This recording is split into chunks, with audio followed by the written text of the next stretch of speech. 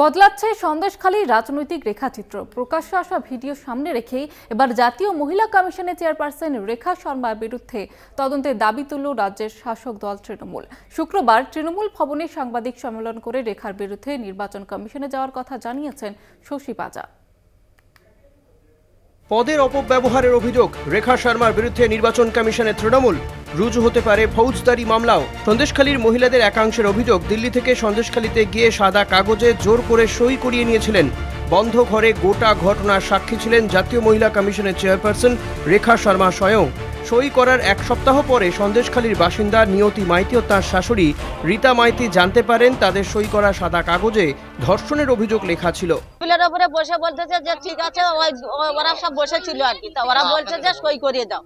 তা আমি সই করে দিয়ে চলে এসেছি, বলে এইবার তুমি যাও। আমি চলে এসেছি, এবার ওরা যে কি করেছে তাও তো আমি জানি না। গঙ্গাধর কয়ালের স্টিং অপারেশনের ভিডিওতে তিনি ধর্ষিত হননি বলে দাবি করেছিলেন জবা রানী সিং। জবা রানীর পর নিয়তি ও রেখা সাদা কাগজে সই করিয়ে নেওয়ার অভিযোগ সামনে এনেছেন। আর তারপরই জাতীয় মহিলা কমিশনের চেয়ারপারসন রেখা শর্মার বিরুদ্ধে নির্বাচন কমিশনের অভিযোগ জানানোর সিদ্ধান্ত নিয়েছে রাজ্যের শাসক দল। সন্দেশখালীতে ধর্ষণের অভিযোগ তুলে তৃণমূলকে চাপে রাখার ষড়যন্ত্রের গন্ধ পেয়েছে তৃণমূল। রেখার বিরুদ্ধে ফৌজদারি মামলাও রুজু হতে পারে। চেয়ারপারসন রেখা শর্মার বিরুদ্ধেও কমপ্লেনটা যাবে, কারণ তিনি এসে এখানে আরো জিনিসটাকে উৎসাহিত করেছেন, রাজনৈতিক উদ্দেশ্য প্রণোদিত, এবং তিনি রাজনৈতিক সিগন্যাল পেয়েছিলেন বলে। এটা খুবই দুর্ভাগ্যজনক একটা কমিশনের এই পক্ষপাতিত্ব দেখে। এবার তার দুর্ভাগ্যও আরম্ভ হবে। তার সাথে সাথে এই বিভিন্ন ইকোসিস্টেম, আমরা প্রত্যেক দিনই ধীরে ধীরে করে কোন কোন মানুষ, কোন কোন কমিশন, আর কে যারা যুক্ত হয়েছিলেন এই অভিসন্ধিতে, এই ষড়যন্ত্রতে, তাদের কথাটাও প্রতিদিন আমরা খুলে দেব। এই যারা বিজেপিকে সমর্থন জানিয়েছেন এই নোংরা খেলাতে। সন্দেশখালীতে শাহজাহান শেখ ও তার সাঙ্গপাঙ্গদের বিরুদ্ধে জমি দখল, মহিলাদের অপমান করা সহ একাধিক অভিযোগ ওঠার পর সরেজমিনে পুরো ঘটনা দেখতে সন্দেশখালী পৌঁছেছিলেন রেখা শর্মা। সে সময় জাতীয় মহিলা কমিশনের চেয়ারপারসন সন্দেশখালীতে ভয়ঙ্কর ঘটনা ঘটেছে বলে দাবি করেছিলেন। সন্দেশখালীর মহিলাদের অপমানের অভিযোগে তৃণমূলের জাতীয় মহিলা কমিশনের চেয়ারপারসনের বিরুদ্ধে নির্বাচন কমিশনে যাওয়া দুর্ভাগ্যজনক বলে দাবি বিজেপি নেতার। এখন সন্দেশখালী যে পুরো ঘটনা ঘটলো, আমাদের পুরো রাজ্যের জন্য, আমাদের পুরো সবাই মাথা হেট করে দিল।